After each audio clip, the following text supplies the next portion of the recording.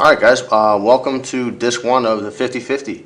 Basically, what you're going to be going over for the rest of this series is you're going to learn how to use this position not only to finish, but to sweep, pass the guard, defend the guard, protect yourself in transition, you name it. The 50-50 is about the most versatile position that I'm aware of. And we're going to be doing our very best to make sure that we can impart all of this information to you. Now, to answer the first and most important question, what is the 50-50? Basically, what you're looking at in the 50-50 is a situation where Tim and I are in a truly mirrored position. It's called the 50-50 for a reason. It's a little bit of a misnomer because it is a truly, it's only truly neutral when we have dead even skill in the position, but you'll notice that Tim's right leg is threaded inside of mine is threaded inside of his. Neither of us are protecting our feet right now in a way that we would be if we were actually fighting. However, this is a truly neutral position where neither of us is in more danger than the other, and it is a completely skill-based position, meaning that if Tim is better than me here, there's a high percentage chance that he will win. If I'm better than Tim here, there's a high percentage chance that I will win. The beauty of this position, though, is the fact that it's extremely difficult to navigate through or navigate out of, most importantly, if you're not completely familiar with all the details of it. What ends up happening is I could be twice the grappler that Tim is, but it's irrelevant if I can't get myself out of here because I'm forced to fight a pitched battle in a situation where Tim may be better than me. And this is what the 50-50 holds for grapplers hoping to be able to get an advantage over, say for instance, a superior competitor, a more experienced fighter. Right now, you'll notice the extreme level of bend that I'm able to put into Tim's knee. This makes his knee extremely vulnerable to the reverse heel hook, which is probably going to be the strongest leg lock that you're going to be capable of applying on someone. Also, the beauty of this position, the real important part, is the usefulness that it has for controlling position.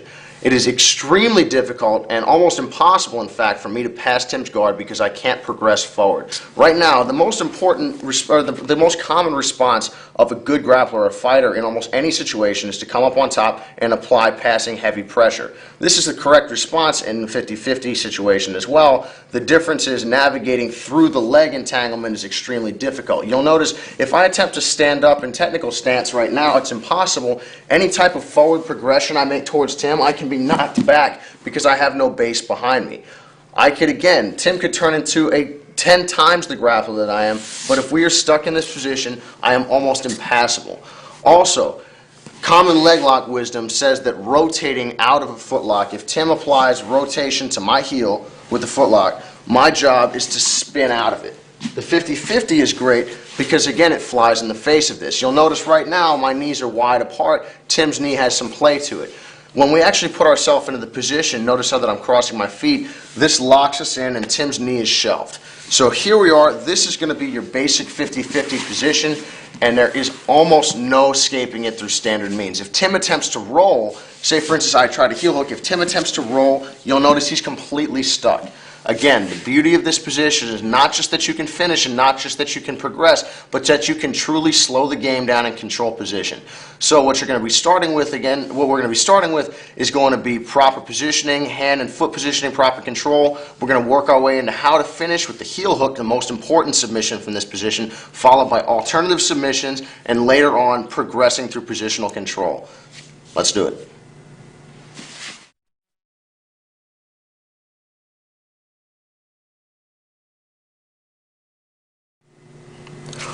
Alright guys, what we're going to be getting into next is going to be proper positional control and hand and foot placement while being within the 50-50. If you'll notice, I know the way that most DVD series progress is that people show entries into a position, say for instance if someone teaches a half guard DVD, show different ways to get into the half guard, different ways to pull half guard, different ways to utilize it, different way to sweep, and then from there we'll show how to fight within the position. We're approaching the 50-50 differently for a couple different reasons. One, there's really a lot of nuances to the position that really can be the determining factors between success and failure. And also you'll notice like the 50-50 is a truly neutral position. Mechanically it's neutral. Skill-wise it's not, obviously it's highly skill dependent, but mechanically it's neutral and it's different than the half guard. It's one thing if you jump on my back and I escape. Oh, no big deal. If I jump into the 50-50 on you without understanding how to fight inside of the position, and you're not so, and you don't have my health as your number one concern, I could easily wind up in the hospital. So again, it's extremely important that before you really work on entering this position, particularly in a competition environment, you need to make sure that you understand the ins and outs of your hand and foot positioning, understand your goals, understand the dangers as well as the benefits of it before we really get into that. So again, the entries and different setups you're going to find later on in the series, but for right now, the most important thing for you to possibly learn is how to properly control this position. It's going to keep you safe, because all you need to really be able to do to execute this at a high level is to protect yourself. If you can protect yourself over the long run, you're going to be able to eventually finish your opponent. All right, so now, proper hand and foot positioning. Inside the 50-50, what we're looking at, there's really a huge variety of ways that you can place your feet, but our main concerns right now are always going to be protecting the reverse heel hook. Everything else, to a certain extent, you can gut out. Not that, obviously, I don't want you pulling on my feet all over the place. My goal is not to be Mr. Flexible Knee Guy. My goal is to prevent injury in the first place by protecting myself properly. However, the one thing that you will notice that will injure you, that is not a question, you will end up in surgery, is going to be the reverse heel hook. You cannot play games with this. This foot, my right leg to Tim's right leg, I must protect my right foot. There are a variety of ways to do this, some simpler than others. The A1 most basic way is to triangle your legs. Now notice, I have a deep triangle on my right foot, my right heel is exposed, and I'm facing inward towards Tim. I'm on my right hip. So right leg to right foot is in danger, and I'm on my right hip. Right now, if Tim attempts to heel hook me over top of my foot, I'm at zero risk. It's impossible for me to be hurt here, so don't worry, you don't have to tap. It's not going to happen. In order for me to be injured, my foot has to rotate independently of my knee. So all I need to do is just make sure that I keep my right heel hidden inside the bend of my knee, and we'll be just fine. So again, basic foot positioning number one is a deep triangle. Basic foot positioning number two is going to be crossed ankles. You're going to be switching back and forth here because, again, as you see later on in the series, there are going to be different ways that your opponent can attack. Right now, I am highly protective of my right foot at the expense of my left foot. Not the end of the world. This is hardly at risk, but depending upon the height, the limb length of the other person, there are different things that they can try to do. And also, you'll notice, remember, right now my shin is a lever to the knee. Tim can use this lever to impact my ability to control and protect my own right foot. So in order to to mitigate that problem, what we're going to end up doing is I'm going to slide my feet down. Also, you'll notice when I bend my legs, I lose the opportunity to use the strongest motion in my lower body, which is going to be the leg press, my leg extension, kicking straight forward like a stomp.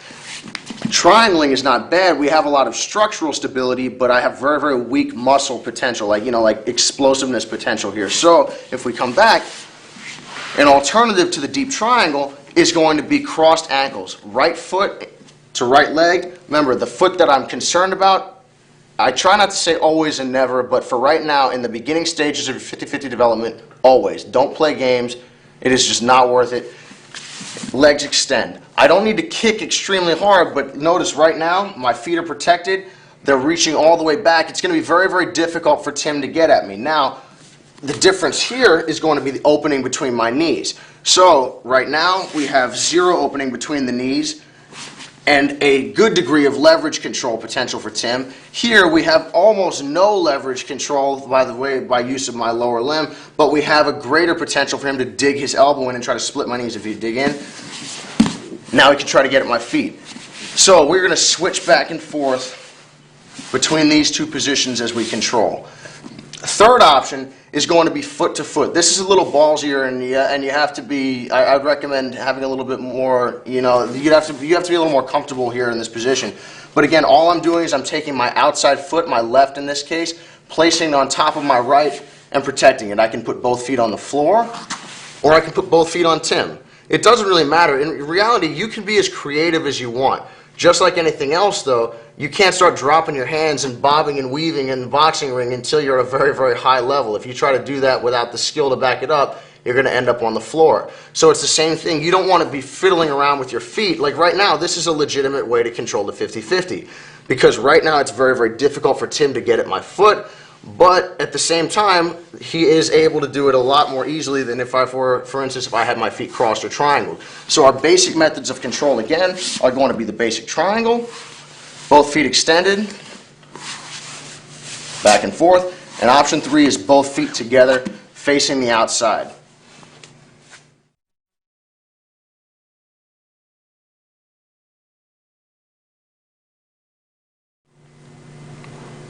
Alright guys, moving on to our continuing control, the most important part of the 50-50 is going to be maintenance of control of your opponent's trapped knee. Everything else is going to change. We also need to protect ourselves at all times, but the key to stability inside of this position is going to be controlling our opponent's knee. So if I have Tim stuck in the 50-50, right now, notice there's daylight here. There's like an egress for him to potentially leave the position, whether it's rolling, retraction of his knee. You know, if I can take my leg back out. We don't want this to happen. We want to leave and enter the 50-50 on our own terms. So we want to maximize our own ability to protect ourselves, and we want to minimize our opponent's ability to attack us, as well as disengage the position. This is extremely important to be able to maintain control here. So right now, when I triangle, as shown before, we can triangle. I can be facing in or out, but Tim's knee is shelved on top of my thigh. This is absolutely critical. If I lose control of Tim's knee, I lose control of my ability to hurt him through the heel hook. It's not impossible for me to hurt him, say for instance if his knee is trapped here, but I have to go all nuts and try to take his foot off, and even then the odds of successfully finishing the heel hook are minimal. Every now and then, if you're a high level competitor, your opponent is not, every now and then people will get scared and tap when they shouldn't. But in order to get a high-level person to tap, or in an MMA fight or things like that, you have to put them in fear of their own safety. So right now, because Tim's knee is stabilized, I'm not going to bleed any force. I'm not going to bleed any pressure if I try to turn his heel. Absolutely critical in every situation, whether we're triangled, extended, or foot to foot, Tim's knee is trapped. Anytime I feel myself losing this position, my number one concern is not finishing the heel hook, it's not getting the sweep, it is simply and solely maintaining control of Tim's trapped knee. If I ever find myself out here or wide apart or losing him here, my free hand, typically my right hand if his right hand is trapped, but again, it doesn't have to be that way. Reality says it's not always going to be one or the other. Whatever hand I need is going to reach through and hold on. Tim, if you go to move around and escape, I'm extremely strong here. All I'm doing is I'm gripping behind with 5 fingers. Remember, try to avoid using a C grip when you're trying to hold on to things. This grip pushes away from you. 5 fingers is going to pull in. And I don't want to sit here and flare my elbow. I want to keep my arm in close to my body, and I'm going to try to pull back. I want to create like a chain in the muscles of the right side of my body, just gluing his leg to me. So Tim, if you spin and roll, you just roll around and we're completely stuck together. Anytime I find myself losing him, I'm trying to finish the heel hook, I start to lose him, come back and get him. Come back and get him in control. Now, what are going to be the common means that your opponent is going to try to use to leave this position are going to be rolling, retracting their knee, and rotation. If Tim attempts to rotate around the side, I'm always just going to maintain control. I'm rotating, controlling, sticking on his knee. We don't have to worry about the heel hook. In an MMA fight, obviously, things are slightly different. I need to make sure that I protect my face a little bit here. But the idea, the number one concern is always going to be maintenance of control. If I have to hold onto his leg with a death grip, I will do it. Because again, eventually, this is a skill-based position. We're in a neutral spot, but if Tim wants to move explosively, you'll notice he has to disconnect his feet. When I keep my feet trapped together or like this, I'm pretty much glued here. If I want to start moving explosively, you'll notice I had to separate my left from my right foot, which opens up space for Tim to take his knee out, 1, should he choose to, but 2, if Tim wants to keep me in this position, it places me in severe danger of the heel hook. So all we're going to do from our perspective, wanting to finish here, is we're going to make sure that there's no daylight, there's no opening. Feet together, start to lose him, come get him back. Deep triangle or extend, his knee is shelved, I'm not going to lose any pressure, I can finish the heel hook at will, which we're about to get into the fine points of right about now.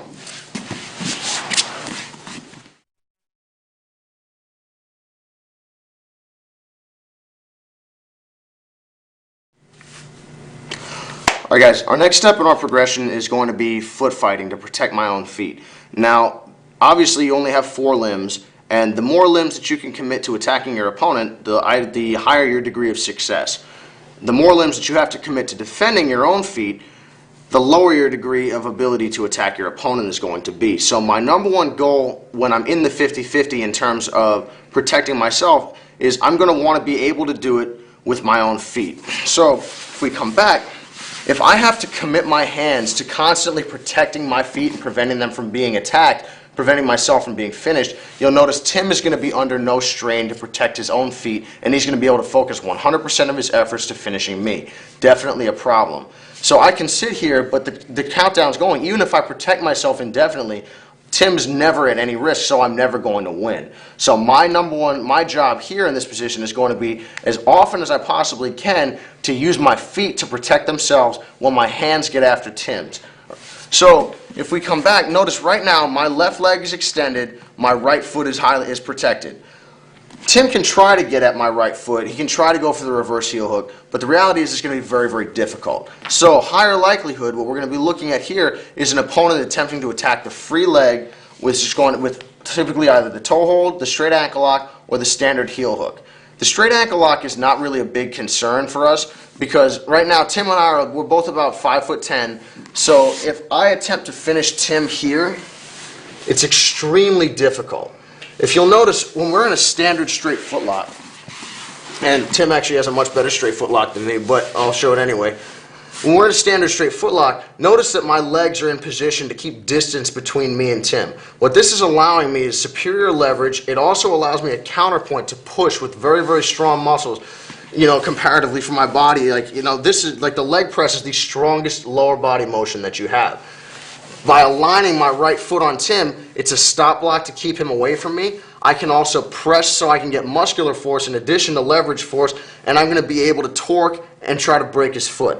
Now, when I'm in the 50-50, I'm denied all of these things. I have a great degree of control over Tim's leg, but I really don't have a whole lot of leverage. His leg is just too long for my body.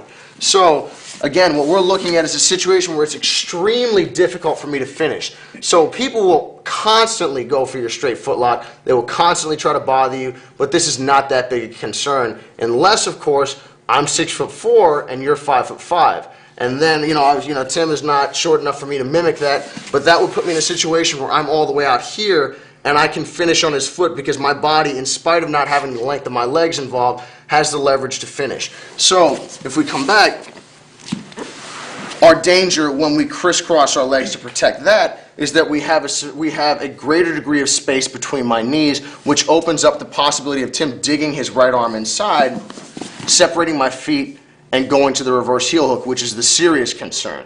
So, right now, here's our drill. I'm going to start with my feet protected. When Tim goes to attack my right foot with either the straight ankle lock or the heel hook, I'm going to bring my other foot out. My right foot is kicking. So again, Tim catches. I'm not going to kick and open. Just for demonstration purposes, though, I'm bringing my toes inside of Tim's arm, and I'm prying away, sucking my feet back into a triangle. Tim can attack again. Bring my toes in. It's in reality, if you can shoot to get your toes in, but the reality is it's not always going to happen. It's just going to be extremely difficult for your opponent to finish when your feet are crisscrossed because both legs can get in the way, and I can now move them in unison. If Tim attempts a Texas cloverleaf, which you're going to be seeing later on, right now, Tim's attempting to straight ankle lock my left leg against my right leg. I can stop this by simply triangling my legs deeper. So pretty much anything that's going on, anytime our opponent attacks our free leg, we're going to extend. Anytime our opponent attempts to take advantage of the gap between our knees, we're going to contract. So we're in a constant battle here where I'm looking to switch back and forth to protect my own feet as Tim attacks. So now we're going to go real time for a second. I'm going to try to attack. Tim's going to try to attack my feet, and I'm just going to protect him. Do your thing.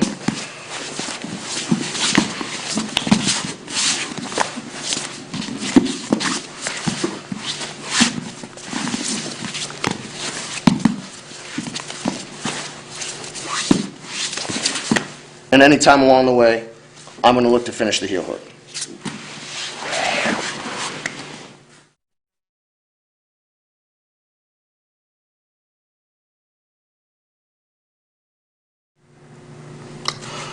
All right, our next situation is going to involve things have gone bad. Our opponent starts to get the reverse heel hook. It's extremely important to not panic at this point. Any attempt to roll on my part is not going to get the job done. So I'm going to be forced now to use my hands to protect myself. As we discussed in the last clip, ideally my hands are going to be used to attack Tim's feet at all times, but reality says that things don't always work out the way that I want. So what we're looking at is we have to break down our opponent's ability to finish here. When we're stuck in the 50-50, in order for Tim to hurt me, like the ligaments in my knee they're not rubber band thin. They're about as thick as your finger. They're pretty substantial. So what Tim is looking to do here is connect my heel to his body, and then he's going to pretty much do the equivalent of like a lateral drop or like a suplex in that direction, and that's going to do awful things to my knee. However, anytime Tim wants to start to rotate or cause injury to me in a rotational submission, what needs to happen is my knee needs to stay in place, and my foot needs to rotate through the heel. If my heel rotates independently of my knee, I'm in a lot of trouble. The problem, again, with the 50-50, and the reason that we can't roll as if we could in a standard heel hook, is that if we switch for a second, when I catch the heel hook on Tim, if Tim tries to turn, if you roll, his knee's going to hit the ground and he's going to get stuck.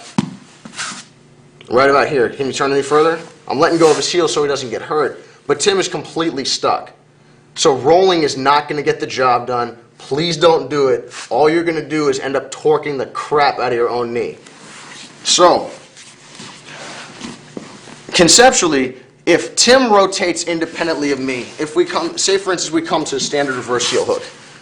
If Tim rotates independently of me, he leaves the position. If we come back,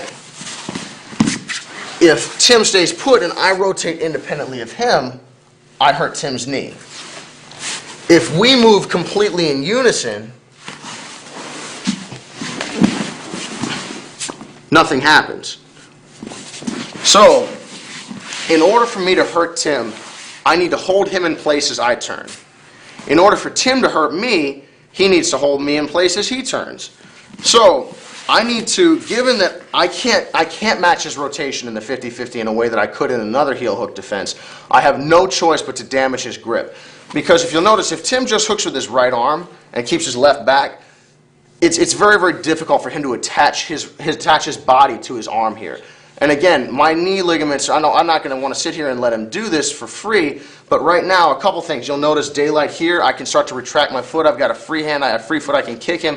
Things get very dangerous the second Tim is able to connect his hands, because now he's pretty much made a chain, he's glued my leg to his upper body, and he can rotate here while extending his legs, which is going to pin my hip to the floor, completely immobilizing me, and I'm going to be hurt pretty badly. I have no choice now but to try to break Tim's grip. My hands immediately go away from whatever it was that I'm doing, and they go straight to stopping Tim. Now, ideally, right now, there's always a support hand and there's a hooking hand. Right now, Tim's right arm, my right leg is in danger. Tim is hooking my heel with his right arm. You can't finish the heel hook without a hooking hand here, but the support arm is the one that's going to hurt me. So I can't do anything about this. It's too far away from me to manage with my hands. However, when Tim connects here, my job is to loop through and latch on. If I can break his grip, that's great. But again, right here, he's not going to be able to glue tight enough that I can't pummel my arm in, that I can't swim in. So I loop through and I attach. There's plenty of different ways we can do this. If I hold on out here with like a gable grip, palm to palm, it's not wrong, but I don't have the degree of control over Tim's left arm that's going to prevent him from just looping his arm back out and reconnecting. I'm like, uh-oh, now I got to do this again, only he's wise to it this time and he's going to try to take my foot off. So ideally what we're going to look to do instead is in the short term, because I can't necessarily disengage, I'm taking my right arm outside in, I'm going to Monteleone grip, gripping my own bicep, and I'm going to grab on the back of Tim's tricep here. So Tim, go to turn as hard as you can. Here, again, I wouldn't recommend hanging out here, but I'm at next to zero risk because I've successfully glued Tim to myself. In fact, even if Tim turns and rolls, because we're glued together, I can roll with him. I'm not getting hurt here. Right now, I'm occupying three, if we come back, right now I'm occupying three of my limbs. Tim's got my right leg. My right hand and left hand are 110% committed to latching onto Tim with a death grip. Now, again, we loop through. This is okay if I had no other choice, but even if I break his grip away, it just goes right back. So I don't want to necessarily break his grip. I want to loop through, catch. Any attempt to turn by Tim, go to turn as hard as he can. He has no base anyway, so he can't turn me. All I need to do is keep my weight down to the near side, just sit low, and they can be twice your size. You're not going anywhere. Now, I have the last limb that I have for free is my left leg.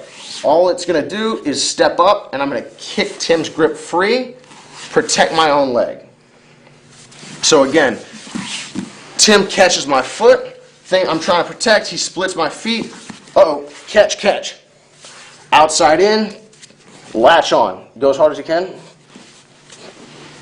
Free foot, kicks the grip free, protect. This is our basic progression. Now, all we're going to do here is add a drill. It's a skill drill. It's kind of like it's a flow drill, and all it's going to do is teach you to split your opponent's feet apart, which we're going to get to in a moment, and how to protect your feet once that happens. So, I dig in, I catch Tim's heel, he loops through, outside in, breaks my grip, boom, immediately goes to my heel. If you go my hand, I loop through, catch, break, drop back, catch. He protects, break, catch. Back and forth and back and forth. Now, again, people will, I'm not going to lie to you and pretend that that you have to, if Tim gets here, you don't need to put your heel at a 14-degree angle or anywhere like that. Get your leg on them and kick the hell out of them. You know, they're trying, remember, realize what they're trying to do here. They're trying to break your leg. So don't do anything outside of the rules, but I don't need to be fiddling around trying to get my heel in just the right spot. My foot needs to get on here and just stomp as hard as I can. Break the grip, protect. Right now, again, realize what constitutes his ability to come back and hurt you again. The second I let go of Tim's arm, his hands come right back. So when we break, if I can hold on here, there's plenty of things I can do. There's alternatives, bravos, and different things we can attack with here. But I'm going to hold on to Tim's arm as long as I possibly can, and then we're going to look to split his feet apart, catch him, and finish.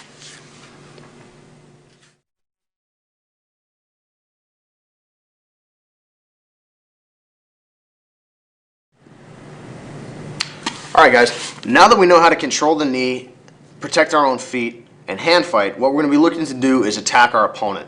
Now again, there are a variety of ways that your opponent is going to align their feet, but they pretty much fall under one of two categories. Knees together or knees apart. In fact, like what you'll notice again, maybe this will change in a couple years as people start to really come around to this position, but really the thing you're going to probably notice the most often in competition is that literally I've probably finished this about 50 times in competition thus far, and I can count on one hand the number of people who've made even the slightest attempt at protecting their own feet. However, later on down the line, as you fight more and more people who are familiar with this, like when I train with the guys at the gym, everyone is very, very tough in this position, and they're always going to try to protect their feet again, either by keeping their knees together and protecting, or their knees are going to be flared as they protect their feet. So we're going to start off with our opponent defending in a way that's going to minimize my amount of control over his heel, make a straight ankle lock very difficult, but there's some daylight in here. Notice I can get my hands through. This is going to mean it's possible for me to pry his legs open. So I'm going to take my hands and I'm going to try to turn my body into a wedge. I don't want to try to flare. This is a very weak motion. I don't want to use an outward flare of my elbow. I'm going to drive my elbow all the way to the mat, and then I'm going to take it backwards. You'll notice Tim's legs are extremely strong here. Trying to pry them apart is very, very difficult. I want to make sure that I'm using leverage to do that, not trying to defeat force with lesser force. So again, I drive my elbow to the mat, and I don't flare out. It's too difficult. I go backwards. So again, drive your elbow in. Your free hand can be doing a variety of things. I can maintain distance if necessary. If he's trying to come forward, he's bothering me, I can maintain distance. But for the most part, this hand is just going to be here just to keep track of him. Anything that you don't like that's going on, feel free to stop, push them, grab them, you name it. This is your multi-purpose hand. One more time, elbow to the mat. And now I'm going to extend my legs, pressing down on Tim's hip as I use my back muscles to finish this. This is not like a reverse elbow. This is me arching my back. I'm using my lats and my core to open his feet. So again, drop in, and now extend, catch the heel hook, and we're going to look to finish. Again, this defense falls under the category of knees apart. His legs are extended, but there's flared space in here. This would be different as opposed to if you triangle, like a deep triangle. His knees are further apart, but there's just no way I'm getting my arm in there. It's just not going to happen, so we're going to defeat this in a different way. So Tim's legs are apart. I see some daylight. My near elbow, his left leg to my left leg, my left elbow goes in all the way. Now don't do this. It's just not going to happen. Extend your body. Catch and finish the heel hook.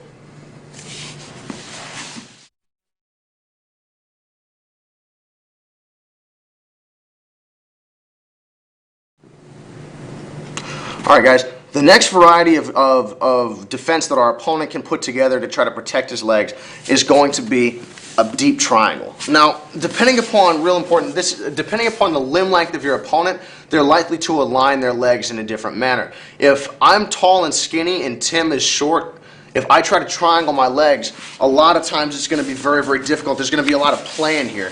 So if Tim triangles his legs right now, because we're about the same size, this works out great. You'll notice me trying to dig my elbow in here, it's damn near impossible. It's not even worth trying. Because the problem is, before, if you'll notice, right here I'm forced to use a weak flaring motion of my elbow. This is like my delt trying to fight his legs. It's not going to happen. Before, when Tim extended his legs, I was able to get my elbow in, which allowed me now, if I still try to use my shoulder, my delt here, it's still not going to work, but I can extend my body, which is what allows this to work. Now the problem here is I can't gain any purchase. Like I can't get my elbow in there, so I'm forced to try to use a weak motion. So rather than even attempting that low percentage nonsense that's only going to work if I am a grown adult and they are a 9-year-old girl, I am going to grab the outside of Tim's knee. If he's facing away, I'm going to attempt to use leverage here. I'm going to use the lever that is Tim's shin to move his entire leg. So here, Tim's protecting his foot. I find him leaning to the outside. This is semi-common. People will do this either intentionally or not. In Tim's case, this is actually a pretty good idea. But right now, I'm like, man, I can't even get at it. Trying to dig back here is tough. So I want to expose some space because I need to get my body all the way underneath here. I'm going to grab his knees on the outside. Remember, he has no base right now, so he can't resist this motion. And I'm going to pull him back this way and scoot down. I'm extending my legs to keep Tim's hip glued to the mat.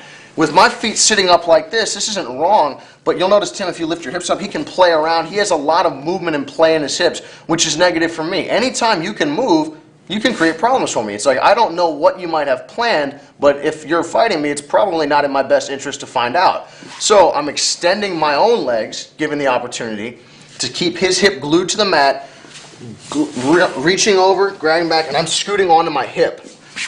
Reason being is I don't want to try to dig my arm underneath here. Leg's just too strong. I want to turn my upper body to face my target. And now both hands are going to high dive underneath the leg. I'm curling back and catching the foot. Again, you'll notice it's very, very obvious if you try to get your whole body, unless you can go like, X-Men Shadow Cat style and like dive through the floor, that'd be impressive. I'm going to have to move. I can turn him out. Remember, I want to pin him to the mat and I want to turn to face. If you don't turn to face, your body doesn't even move properly. Turn to face, both hands dive, catch and hold on. From here, I don't need to be in any rush. Tim, can you move around, please? I've got both of his legs. He doesn't have the means to push off the floor. Everything is going pretty well for me at this point. My legs are protected. If I let go, it's not wrong, but there's a chance Tim can use that foot to kick me and break my grip. So I'm going to keep this pinned, catch, and now I'm using my own forearm to pin his shin. So we come back. My right forearm is staying over top. What this forces is it forces Tim to take a circular path back around to bother me. Let me quick pre-frame on this. This is hardly the most critical piece of this movement. If I just snap here and grab and try to spin, there's a decent chance I can finish Tim. But the problem is he can retract his right leg and kick straight away. If we're here, Tim, can you retract your right leg? in order for him to get it out, it has to go out and around, and now I'm going to finish. So again, not the absolute most critical piece of the movement. The most critical piece of the movement is splitting the feet apart. However, if you want to deal with people trying to kick you all the time, which is frankly pretty obnoxious, your free hand, once you split their feet, so again, we're here, dive, and control. Remember, don't even bother trying to finish from here with one arm. You can't do it. Catch and control. My elbow is on top of Tim's shin. If I drop it down, I can finish, but he's going to kick me. Really annoying. So here, I scoot my hips up. I'm adjusting from the outside, scooting up, and we're going to finish the heel hook.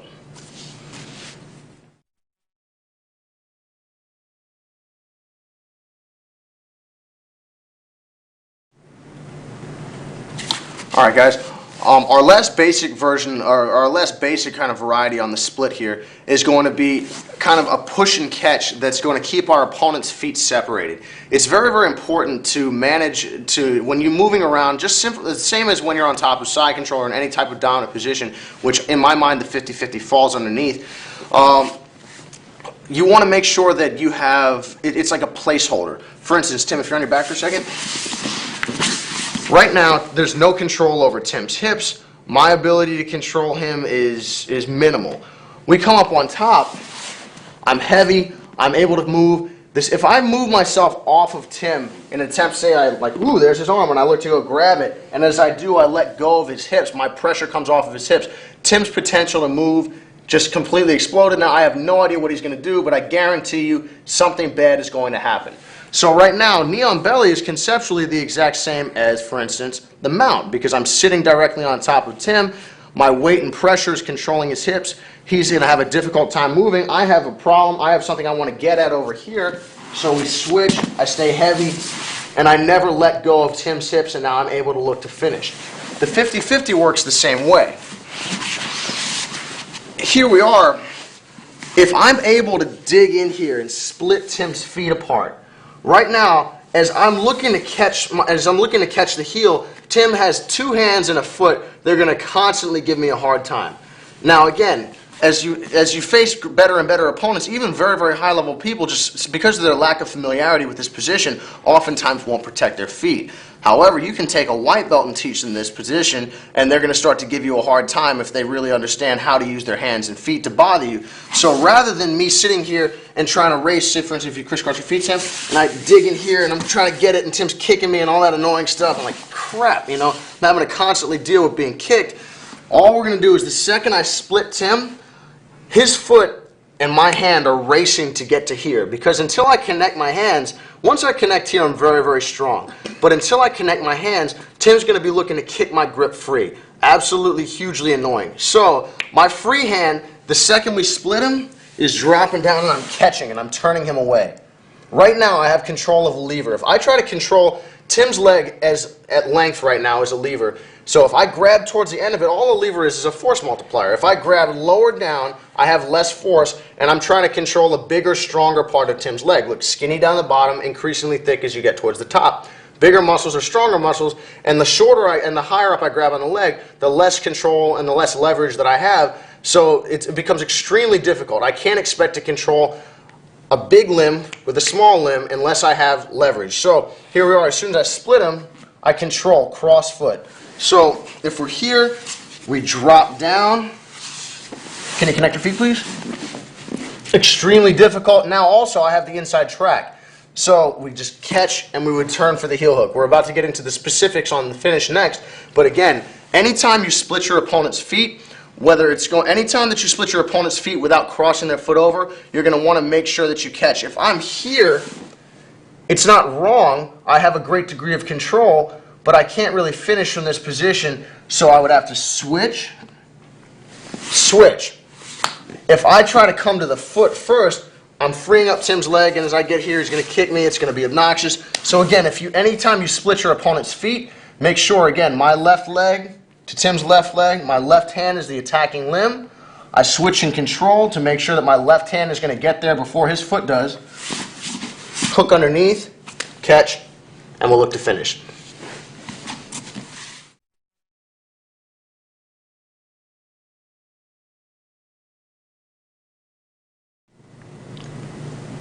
All right, guys. Once you split the feet apart, what we're going to be looking to do is finish the heel hook. Now, there are going to be a couple different grips and a couple different options, but your standard heel hook grip is going to be by far your most reliable and by far your most common grip that you're going to use. Now, it's important that at all times, you want to look to maximize not only your muscular strength, but your leverage strength. So let's get into the mechanics of the heel hook and how we want to be finishing it. So if I have Tim's left leg hooked to my left leg inside the 50-50, if you could just drop that out of the way. All right, basically what we're looking at here for the heel hook, let's start out with leverage strength, then we'll get to muscular strength. Here we have a lever to the knee. I want to hurt Tim's knee, and if I can rotate, all the ligaments in Tim's knee are attached to the muscles and bones here, and if I can start to rotate Tim's shin, what we're going to end up with is damage here. Now, so we have a lever here to the knee, but we also have a lever here to the heel. So right now, I can actually finish the heel hook just by pushing down on Tim's toes. This is obviously not going to get it done in competition, but it lets you know that I can apply force. Force applied here is going to improve also, and when included with force lifting and turning the heel, is going to be what we're looking for to finish the submission. So right now, our basic grip looks like this. Anytime we're attacking, we're going palm down. So left leg to left leg, left hand attacks, and it's palm down. Very, very important. If I go palm up, what ends up happening is I shelf Tim's foot. It's like trying to cut with a butter knife, or cut with the side of a knife, rather. When your opponent's sweaty, or if even if you don't have skinny forearms, when your opponent gets sweaty, their heel's going to have a tendency to slide. And what people can actually do is they can turn their heel. I have a hard time actually doing it. They can turn their heel in opposition to your hand, in opposition to your wrist. So you just turn your heel here, and that'll slide off. Because you'll notice my forearm is flat when it's on. When I turn a flat face with my palm up, my forearm just ends up being like a shelf, like a table, and Tim can just drag his heel off of it. That's not what we want. I want to make sure that my attacking palm is facing down. And notice here how I have his foot buried all the way into my elbow. Now I catch my hands. That's wrong. Don't do it. Does it mean it's not going to hurt anybody? Absolutely not. There's a very, very good chance that, again, you will hurt the other guy. But every now and then, the difference between success and failure lies in something very small. So if I'm here, you'll notice the way that your arm is built, skinny down the bottom, increasingly thick as you get to the top. Muscle has some give to it. So if I pack Tim's heel all the way into my elbow, again, he can rotate against me and I can slip sometimes. That's not what we're looking for. The sharpest part of your arm is going to be down the blade of your wrist. If you lift your thumb up, there's like a little notch right here. That's what we're looking to hook with. I'm going to go palm down, palm to palm, 5 fingers.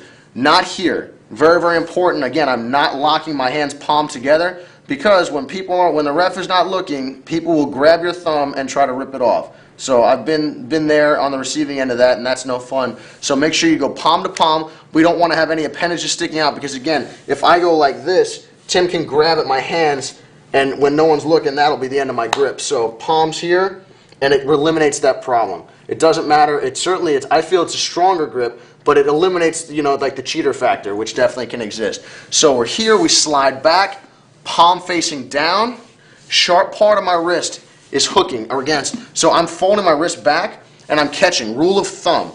Right here, my thumb is going to hook right behind the heel and I catch.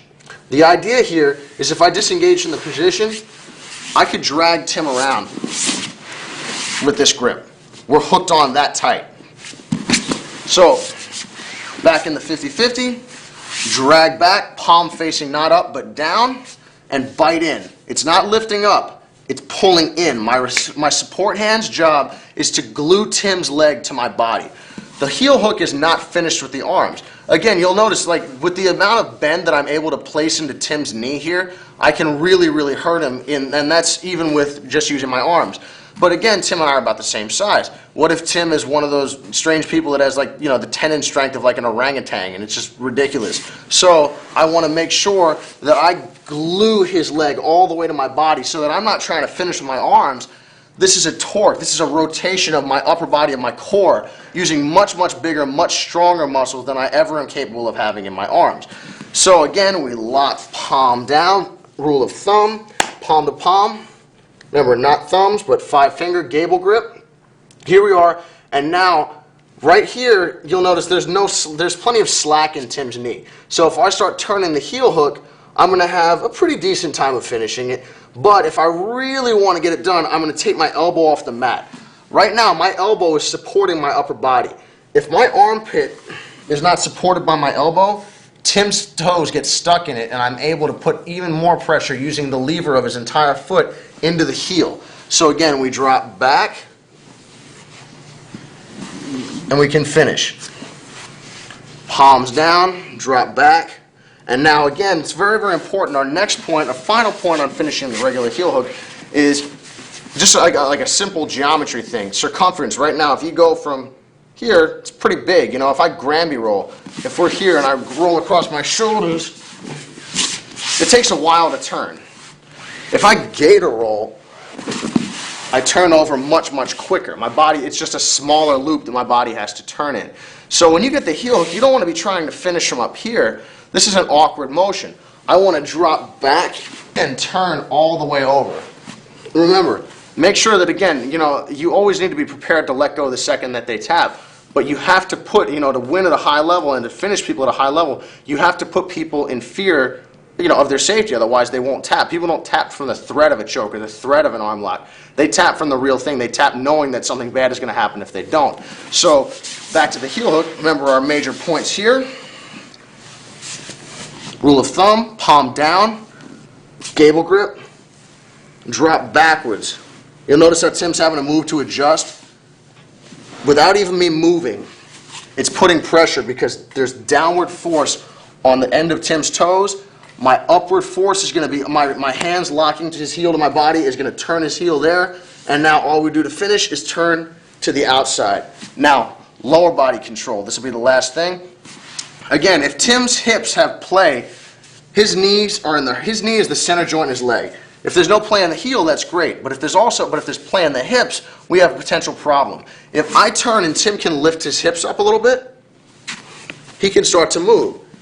Not the end of the world. The odds that I finish him are still very, very high. But my legs, I want to maximize the strength of my legs by using the biggest muscles possible, and I want to minimize Tim's mobility and ability to compensate for my movement. So I'm going to extend my legs, pinning his hips to the mat. So now he doesn't have the ability to adjust. Boom, and we turn, finishing the heel hook.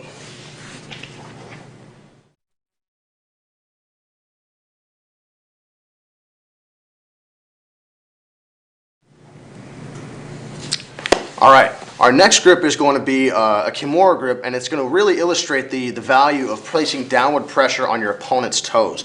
Because again, if you think about the way that your opponent's leg is built, or the way that your leg is built, if you can hold my knee in place and spin my foot 360 degrees, something pretty bad is going to happen to my leg, and that's really the idea behind the heel hook. What most people end up doing is lifting the one end. It's just as if, say for instance, I have a board with a nail right in the middle of it, and I spin one end of it like a propeller.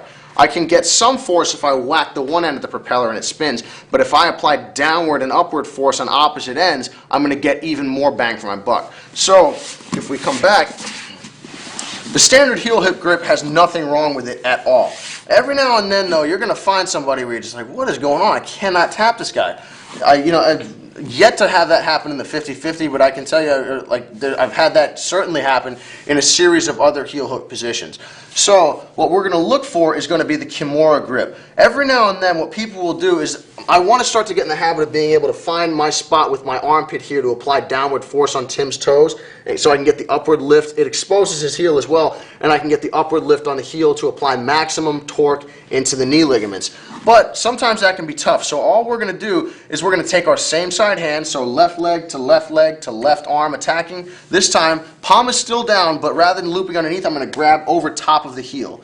It's very, very important. See how my forearm is missing Tim's leg or missing Tim's toes? This is not what we want. I want my forearm to line up directly with Tim's foot, right on the outside, and we're gripping here. Now my second hand is coming over, and I'm going to grip on top of my hands. So again, we catch, and now I'm just going to torque, and you can finish the foot lock.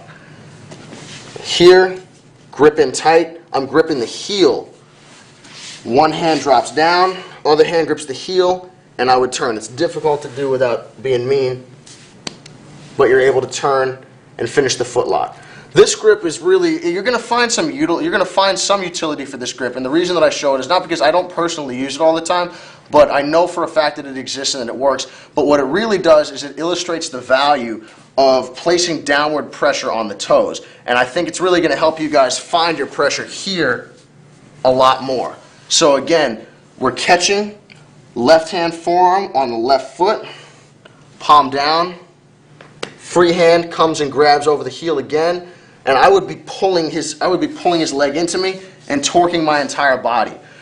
The big benefit of this is you have a great deal of leverage.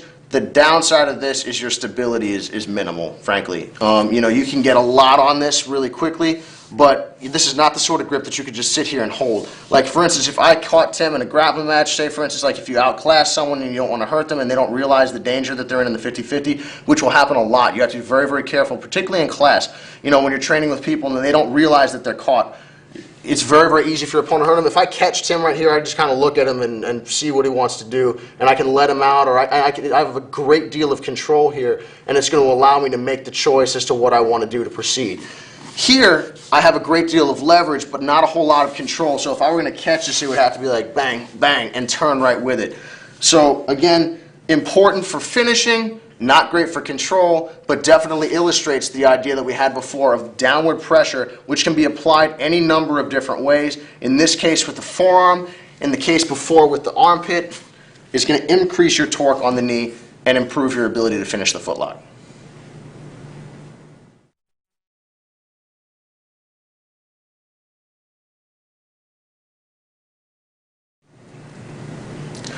All right, guys. Our last grip had a great degree of stability, or did not have a great degree of stability, but had a really, really high level of leverage. What we're going to be looking for here is a pretty interesting grip that's going to offer you a ton of leverage and a ton of force, because it's going to allow you to grip your opponent's foot ultra tightly, and it winds you up and gets you ready to really, really put a lot of force on their knee. So again, this is kind of one where you have to be very, very prepared if necessary to take their foot off, because that's a likely outcome of this scenario. So find ourselves back in the 50-50 yet again. This time, for whatever reason, if I keep Tim's feet spread way apart, before what we were doing was we were switching, coming back to our standard grip, and looking to finish. Certainly nothing wrong with that. If you'll notice, I'm kind of wound up towards the foot. I have a ton of potential to rotate my body the other direction towards my right and really, really put a lot of rotation in Tim's heel, securing the finish. Now, here what we're going to do is I'm able to keep separation on Tim's feet, and my grip is going to come to the reverse, to the mat de layout. So right now, or the rear naked choke grip. My right hand is going to come through, and I'm gripping my own bicep. Now I come back and I grip extremely tightly. I'm just grabbing my own shoulder. You'll notice right here, I don't even need to squeeze and apply a whole ton of pressure, because just due to the nature of the grip, Tim's toes are trapped against my chest, underneath my armpit. So here we are, I'm gripping with my right arm, and we're applying a heel hook pressure rather than using my left hand to reinforce the bottom side of this. So what we have here is pressure on the bottom, pressure on the top. This time the pressure on the top is applied from my chest. The pressure on the bottom, rather than my left arm in this case, is applied from my right arm. Now it's important to note, I don't want to just try to turn laterally. I don't want to just try to rotate. It's not wrong, but what you really want to make sure that you're getting is not just a great degree of pressure in one direction, but you want pressure coming in both. So I want to make sure that if I lock up here and I turn, I get a lot of force coming up on the heel, but not so much coming through down here on the toes. So what we want to make sure that we do is I'm going to scoop my hips in. So I'm not rolling, because if I roll, my body kind of moves in unison. I want to cut my hips underneath to force this. So here we are, and I'm turning my hips in to lock his toes into my armpit. So we come underneath, switch, catch. One hand comes to the bicep, so my right hand attacking Tim's left foot. In this case, this will be our only offhand grip. I lock up, I scoop my hips in, and now we turn. From here, you have a ton of force, so please be careful. In class, always just make sure that you catch and release. If the other person, everyone has their retarded jackass moments where they're like, oh, I'm not getting tapped, or I think I'm getting out.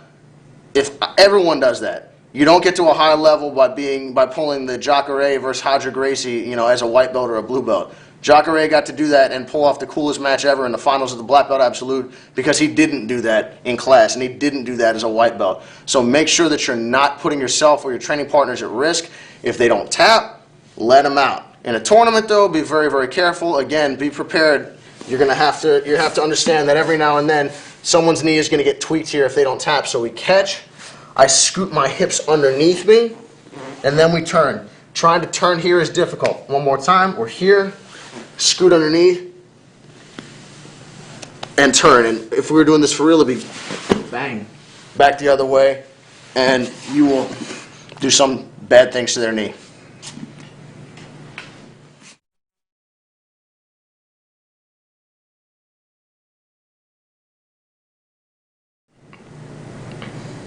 All right, guys.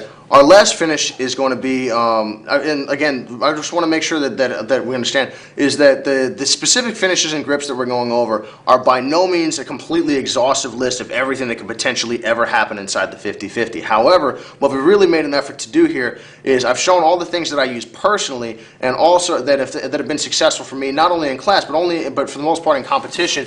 And what we're really concerned about here is showing the basic ideas and the different means that your opponent can use to protect themselves. So again, what we're looking for in this particular case is an opponent protecting their leg by straightening it all the way. What we're looking for here is anytime I'm caught in the 50-50 and I extend my leg entirely, I'm doing a couple things. One, extending my leg makes my knee less vulnerable to any kind of twisting submission. For instance, Kimura-ing me here is very, very difficult because the ligaments in my shoulder are not stretched out. So if we come back, here we are. Notice the bend in Tim's leg. The greater the bend, the greater the stretch in Tim's knee. So right now the ligaments are stretched across the face of Tim's knee, and when I rotate his heel, he's going to be more easily injured. If Tim extends his leg, though, if I attempt to rotate his heel now, one, I'm going to find it extremely difficult because all the big muscles in Tim's leg are engaged, as opposed to here when the leg, as opposed to my leg here where they're relaxed. One, I'm having to fight stronger muscles that are now engaged, and two, the ligaments in Tim's knee are prepared to defend because they can rotate a little bit further. So trying to extend my own leg against Tim's is very difficult because I don't have a counterpoint here. You'll notice if we switch for 1 second, Tim extends his leg. It's tough, like my foot kind of slides past his. It doesn't really get the job done. What I'm going to need to do in order to put a bend in his leg and create vulnerability to the footlock is I'm going to try to use my hips to put a bend in his knee. Tim's knee, it hinges right here. So we have a hip, an ankle, and a knee. If I want to impact the center joint, I need to stabilize the two outside joints. So I'm going to trap his foot in my armpit, which I can't even quite catch it right now. Right now, notice before we made a big deal about protecting and controlling the knee. If I sit back and I try to scoot out here, you'll notice that Tim's knee starts to get free and he can suck it back anytime he wants. And I'm like, well, I lost the position and now things have gone bad. So my number one concern, again, Tim kicks straight, I control the knee, I'm like, all right, this isn't quite happening. I scoot in, I'm going to place both of my feet on Tim's hip. I'm using my own hip braced against force coming backwards from my armpit to bend his knee. I'm hipping straight into his knee. So if Tim, you can extend as hard as you can, just nice and easy. I've yet to come across anyone who can stop that from happening. It's extremely difficult. Your knee is meant to bend. So all you need to do is give it a little bit of encouragement. We brace against the hip. I'm locking my shoulder and my armpit against his ankle. I'm hipping in as I arch my back. It's very important. So again, if you extend, lock, and now hips come in. As soon as the hips come in and I put this bend in his knee, I can keep my feet here because you'll notice right now, even though my feet are exposed or are not necessarily complete, are not guarding one another, the pressure that I have against Tim's body makes it very, very difficult for him to get at them. Also, when I turn myself to the outside, my foot's not available for the reverse heel hook. Right here, there's nothing that Tim can do to grab me. In order for me to be heel hooked here, I have to turn in, or Tim has to grab my knee and pull me in, exposing me for the reverse heel hook. By turning to the outside, I limit my vulnerability, maximize my muscular force, ability to potentially, to generate force, and now I also expose Tim's own foot. Right here, Tim puts his foot against the floor.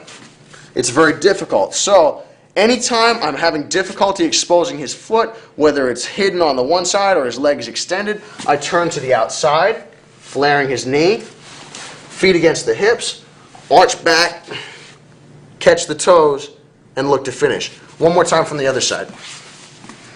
So, in this case, Tim's extending his leg, having a hard time. I turn, feet on the hips, and I hip in. Alternatively, Tim's knee is facing out here, can't quite get it. Man, grab his knee, pull him on back. Once we pull him back, notice this outside pressure exposes his heel. If Tim rotates to his right, my left, his heel becomes hidden. Bring it on back. Feet on the hips to make sure that he can't extend the leg. Palm up, no, palm down. Catch, bang, and finish the 50-50 heel hook.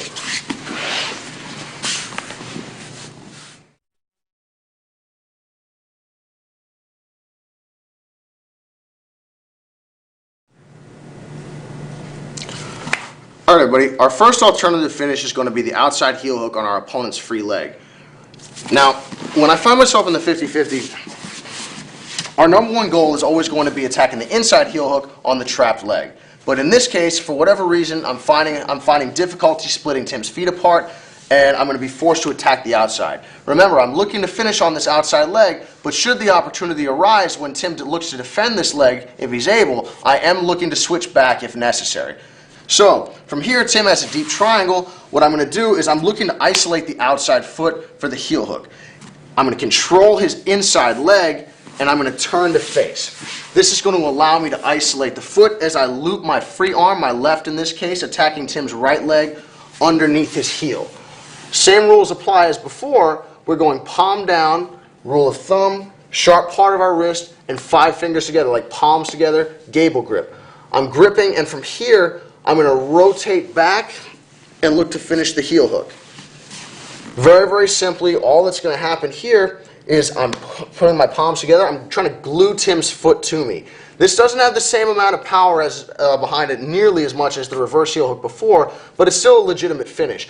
Where here I latch together, I extend my legs because with my feet on the floor, I have base in the opposite direction and it's very, very difficult for me to move. So I extend my legs and I turn. If Tim chooses not to defend, he's going to find himself tapping. His ankle could be hurt, his knee could be hurt. However, because his knee's not stabilized, a lot of the force can bleed here, and Tim is able to extend his leg if he chooses. However, by extending his leg, he's compromising his defense of the other leg by creating a lever here. So I'm able to push his legs away to separate, control, and come back to the inside heel hook should he compromise his defense of the main leg by protecting his other leg. So one more time. Again, Tim has a deep triangle. I'm looking to dive underneath and I just can't quite get it. So I'm going to control his foot, control his heel on the inside, and I'm going to catch. Outside heel hook, palm down. Remember, with my feet on the mat, I'm stuck. So I extend my legs, which is going to allow me to turn. I'm putting myself into like a gator roll type position, and I turn looking to finish.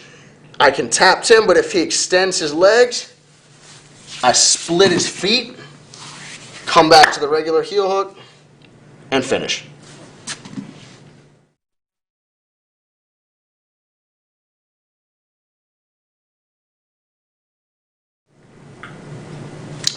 All right, guys, our next finish is going to be called a Texas Cloverleaf, and it's a straight ankle lock on our opponent's crossed feet.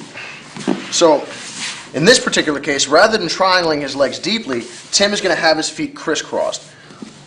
Again, ordinarily we were looking to drive our elbow to the mat as before, split his feet and attack the main leg, but sometimes you're going to find it's a better choice to look to go after his feet here, and you can finish, oftentimes you can finish pretty easily.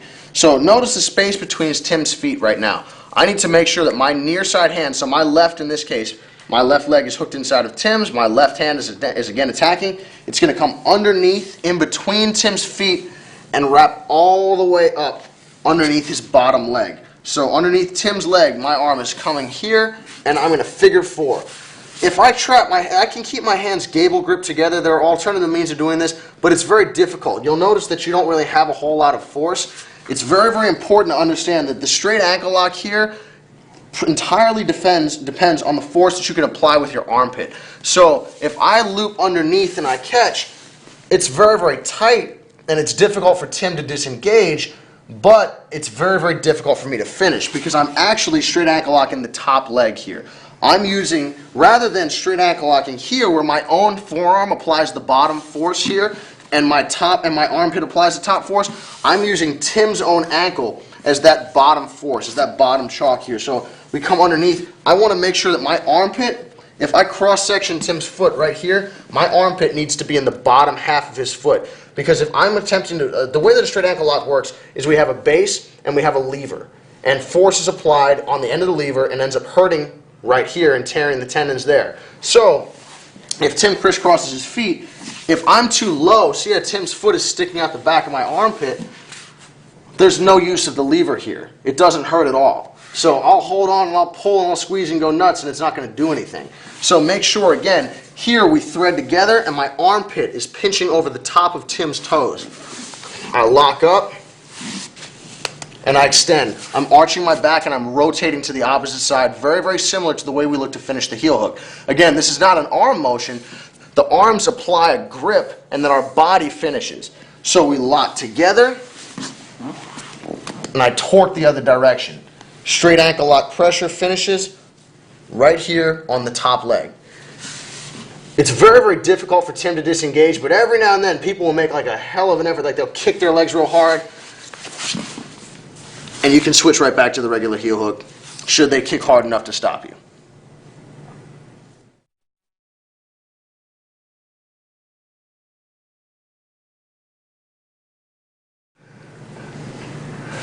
All right, guys. Our next attack is going to be a toe hold. And I guess more aptly put, you should really call it a heel hook with the hands. And the toe hold applies a very, very similar pressure to the heel hook. It's just going to be done in a slightly different manner. So we find ourselves back in the 50-50 again and attacking the off leg. Attacking the off leg is a great idea. One, because it's vulnerable, because it's kind of hanging out. If Tim triangles deeply, it's kind of hanging out on an island. And two, it's oftentimes when he protects his top leg, again, as before, it's going to expose the reverse heel hook for us, which is what we wanted in the first place anyway. But here we are. What I'm looking to do is, again, I'm going to control the inside of Tim's foot to make sure that I can use this to bend his knee. Because if Tim's foot starts sneaking down here, it's very, very difficult for me to bend Tim's leg in a way that's going to allow the toe hold to hurt him. The toe hold and the knee bar, as I'm sure many of you guys are aware, they're kind of like, they go in tandem. I extend the leg and defend the toe hold, I bend it and to defend the knee bar, and then here comes the toe hold. If Tim can extend his leg, it's going to open up the reverse heel hook, but the toe hold is going to be extremely difficult, so I want to make sure that doesn't happen. So I'm going to control, I'm grabbing, opening my palm, not like this, but my hands are grabbing around the foot and I'm punching it. I'm dropping to my side, and I want to put Tim's toes all the way towards his butt. I'm reaching my free hand around and I'm grabbing. Make sure that you do not grab down your forearm.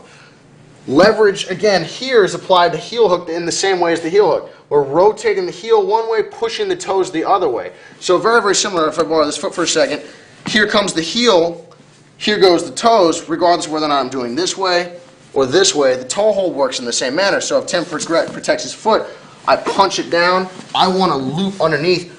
I can't have my counterpoint, my fulcrum, sitting down in the middle of his shin. It's not going to do anything. So again, we come up underneath. If you can grab your hands, if you can grab your wrists together, if you can go palm to palm, you will have a ton of force here. But make sure, again, our forearm drops directly underneath their ankle. We catch, and I'm going to crunch in to finish.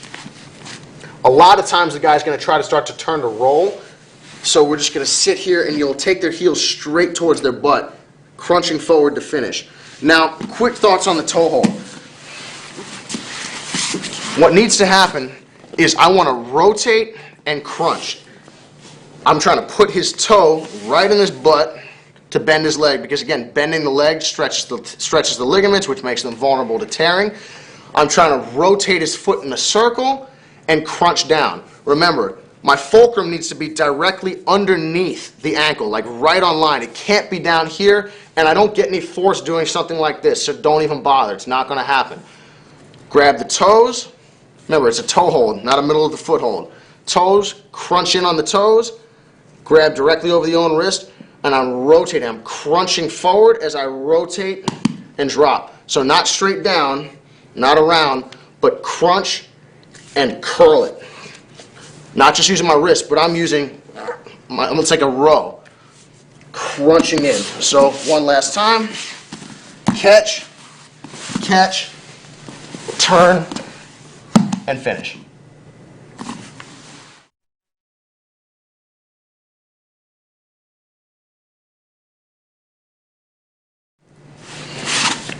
All right, guys, this next finish is a personal favorite of mine, and it works really, really well. The thing about it is it takes a degree of familiarity with the 50-50 and a degree of comfort in protecting your own feet that only comes with a little bit of time and practice. So I would recommend making sure that you spend a little time here and that you're very, very well aware of when you're safe and when you're not before really giving this one a try, particularly in competition. So here we are, find ourselves in the 50-50. You can, this is pretty ballsy if you want to do it like this, you can bait your opponent. Right now, if my foot sits back by Tim's hip, he can just lasso it up and take my leg off. That's very bad for me. However, if I bring my foot a little closer here, it's going to force Tim to come into me. Now, you can get this when they start digging at your foot, but you're going to have greater success with this when you're able to actually set your opponent up and sucker him in. So I'm going to bring my foot close to me, which is going to encourage Tim to try to come in here. I'm going to grab over top of his head. So again, we crunch down, and I'm shooting my arm through for a Bravo choke. So again, here we are. I can, when you get a little practice of this and people start hand fighting and they start going for your feet, if you look for the feet, I can actually kind of like drag. I can like arm drag Tim into this and catch him. But the idea is basically anytime he contorts his body and crunches him, I need to make sure that I have a counterpoint. The savior of my saving grace in this position is my outside arm, my right arm, not the Bravo choke, because if Tim crunches me and catches my foot, even if he catches my foot, if I'm here, extend and finish please, he can't do it. The second my hands break open, I get my leg broken. So you got to be very, very careful. The most important thing that you set here is your outside hand coming over top of their head. Remember, you get better leverage as you come up towards the top like a tie clinch. So if we're hand fighting, we can set this up regularly. If we're starting to fight in, I can drag him, shoot the Bravo, catch and finish. Alternatively, again, one more time, we drag, shoot through, or my feet come close together and I'm just going to bait him. I'm dropping my foot right next to his. He comes in. I crunch around the head. Outside hand shoots underneath the armpit. And I lock my figure four. I'm locking my hand into the bicep and I'm bringing my chest as close as possible here. I want the sharp part of my wrist cutting off the outside carotid artery. The inside armpit is in here, or the inside shoulder is cutting here, and I'm rowing. I'm crunching in. It's extremely difficult to break. So one more time from the last side. My foot's here. Shoot through. Catch. Stay tight. Nice and easy squeeze is going to finish the choke.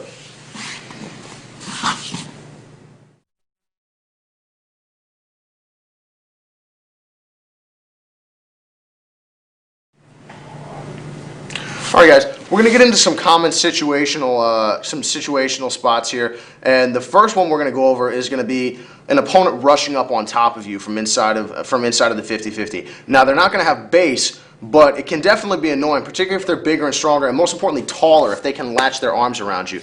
I was able to use this one successfully in the Absolute Division, an alternate match at Abu Dhabi in 2007, and you're going to be able to finish the heel hook without the use of your hands. This is a pretty cool one. Now, you have to be careful because, again, you're definitely at risk for causing a lot of injury to your opponent's knee, because what's going to be going on here is, imagine my knee stays in place, you just push my foot all the way to the floor.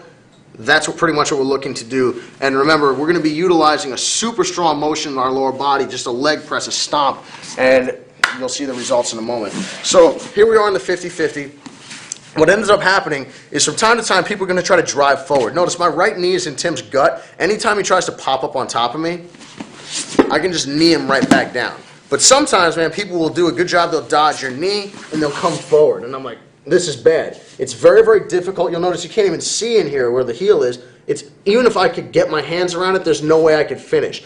So what I'm going to do is if I kick my legs here, you'll notice Tim's knee start to move. I'm going to lock my feet together and extend. But if Tim starts to feel pressure, he can just release and fall, which is not what I want. It's okay, but now I've got to go back to the foot lock, and it can be a struggle. So the second Tim comes up and commits his hands like that, I'm going to grab him and hold on to him as hard as I can. All that's doing is it's stabilizing his knee against me, and now I'm going to kick my legs. Right now, you can't even practice at full speed, honestly. You latch on and you stomp forward. And what you're doing is you're putting a ton of pressure. Tim, if you lift up for a second, what's going on here is pressure is coming down here. My hip is lifting up into his heel, and Tim doesn't have and because I'm latching on to Tim and Tim is latching on to me, he doesn't have the ability to release and start to get away. So if I start to kick and I allow him to leave, he's going to do so because he's going to protect his knee. But we're going to latch onto him, so they're just pretty much walking themselves into a trap. So one more time, we're here. I try to push him backwards, but Tim dodges my knee, drives forward, latch onto him. Remember, I don't want to lose his knee, so this is what we want. My knee stays underneath, and I stomp as hard as I can. It would just be bang. And do it a couple times. You need to just rock your hips, 1, 2, and kick. And again, bad things will happen. Just think about if you go to the gym, if you look at, even if you're not even using like a Smith machine, if you go to the gym, look at the leg extension, 70, 80, 100 pounds, 150 pounds, leg curl, 200 pounds. You go to the squat machine, hundreds of pounds. You can put so much force into someone's knee doing that, you will literally tear their knee in half. So again, use it with care.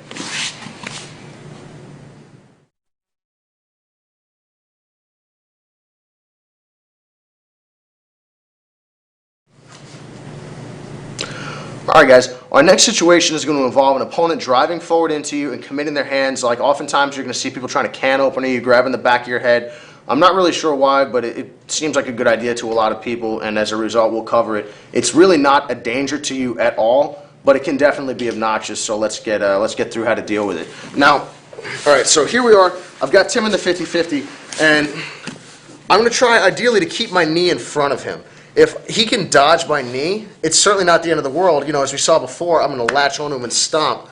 But if I can keep him from ever coming up in the first place, it's always nice. So if Tim does try to come up forward, there's no way he can be in base without grabbing me when he is in front of him. If we're here, Tim can drive up. You can actually base out. Right? See how my knee's on the side? He doesn't need to have upper body control with his hands in order to stay up here.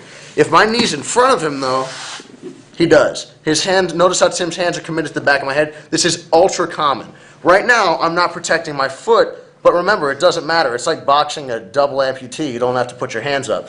So if we're here, Tim has both hands on the back of my head. I can use my hands to push him away, but it really doesn't, it's not in my interest to do that. Because when say I do successfully push him away, my hands have been committed to his upper body.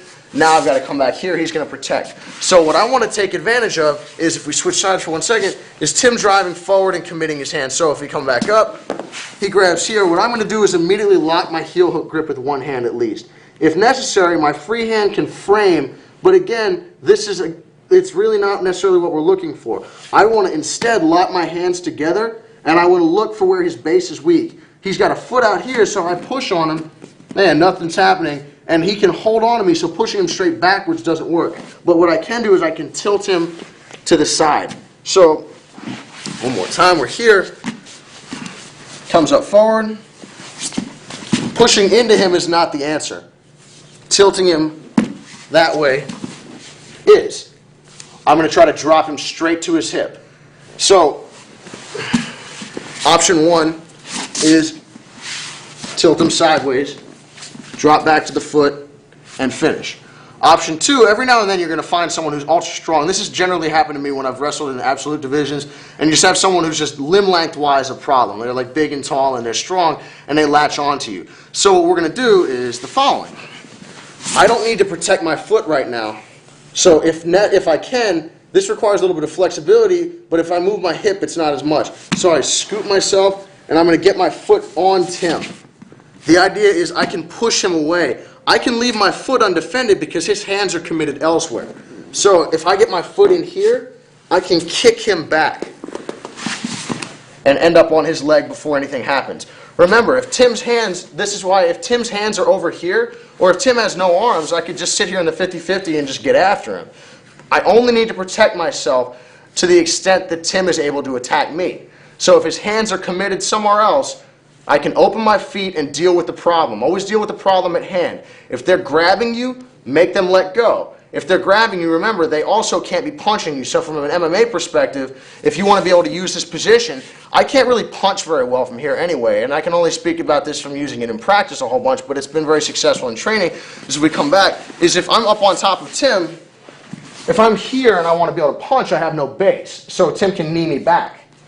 And I sit down and I can try to punch here, but now my feet are vulnerable.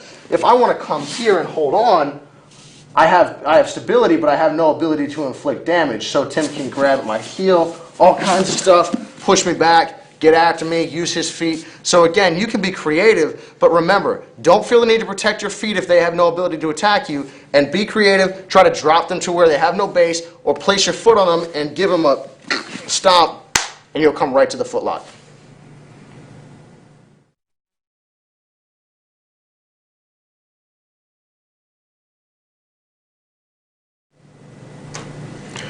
All right, everybody. Our next situation is going to deal with a standing opponent.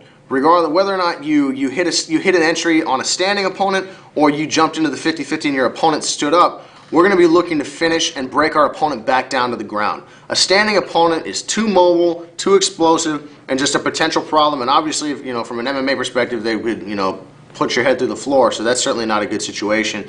So what we want to be doing is addressing their position before we look to submit. However, the second that Tim pops up, so here we are, we find ourselves in 50-50, and Tim manages to stand up.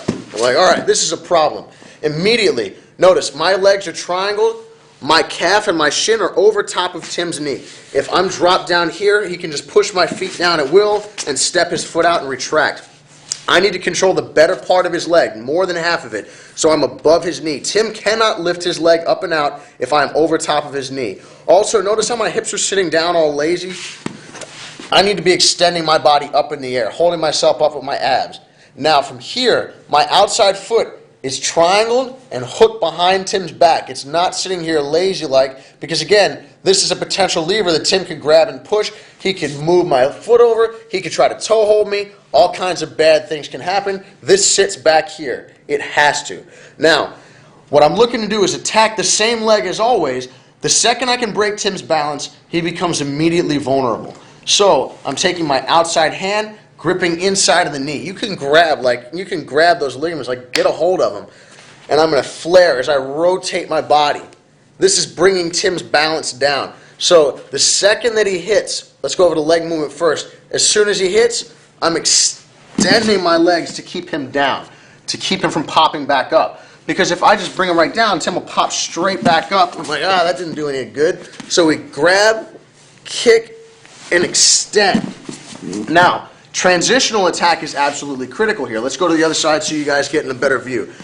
If I wait until Tim hits the floor, Tim's feet are both unoccupied and there's no weight on either one. He could stand back up or he could connect them together. Either way is pretty annoying for me. So we come back.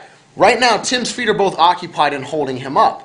There's no way that his right foot should make it to protect his left foot in time. So what I need to do is I grab here, and the second that I break his base, notice his heel starting to lift, our arm is coming underneath. So we twist.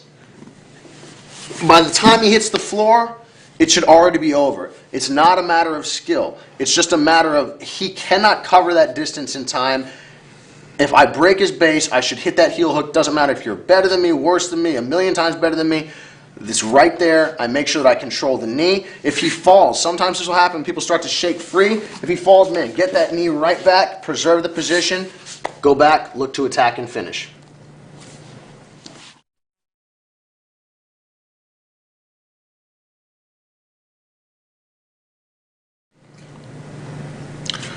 All right, guys. Our next thing and our final position for this DVD is going to be the 50-50 reset. This is an absolutely critical movement that you have to master in order to utilize this position against good people, because from time to time you're going to be forced out of the position and you need to be able to snatch it right back.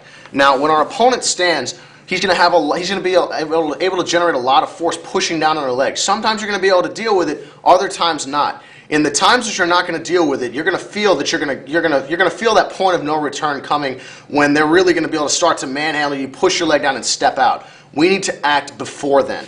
So when I catch Tim in the 50-50 and he stands up, I'm trying to control, but if Tim starts, see how he's stepping back? I'm going to try to square up with him a little bit to make my life easier. If Tim starts pushing down on my knee, again, the second we get here, I'm in a lot of trouble. So what we're looking to do is I'm going to take my outside foot and I'm crossing it underneath Tim's leg. This is called a reset. I'm going to end up back in the 50-50. We can also hit the knee bar here, but it's going to be less common. So I'm locked in the 50-50 as before. I start feeling things going bad. I take my free foot, loop it through. My hands come through, and I shoot my hips back up. If Tim does nothing, of course, I can look for the knee bar, but in almost every single case here, he will spin back around, landing us directly back in the 50-50. So again, our movement here is our outside leg coming outside in through the opponent's groin, like locking. We're moving our entire body underneath, all the way through. Remember, the knee bar does exist, but against a good guy, they can always smash you there, so the likelihood of hitting it is small.